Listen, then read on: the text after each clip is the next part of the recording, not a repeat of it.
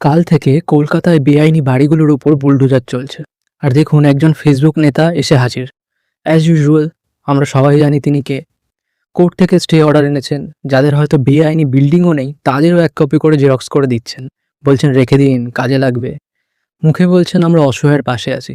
কিন্তু একটা বার ভাবুন, বা ধরুন 2 কোটি টাকার ফ্ল্যাট যদি কেউ 50 লাখে কেনে, সেটা কি অসহায়তা নাকি সুযোগের সদ্ব্যবহার? আচ্ছা, সেটাও না হয় যাক। এবার আসলো আসল কথা।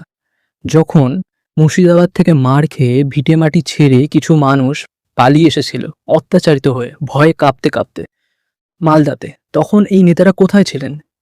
কই, কেউ তো গিয়ে তাদের পাশে দাঁড়াননি, একবার তাদের কাঁধে গিয়ে হাত রাখেননি। হরগোবিন্দ দাস, চন্দন দাসের পরিবার যখন শোকে ভেঙে ভেঙে পড়েছিল, তারা যখন খুন হয়েছিল, হরগোবিন্দ দাস এবং চন্দন দাস, কই তাদের পাশে কি একটা বারও গিয়ে দাঁড়িয়েছিলেন? না।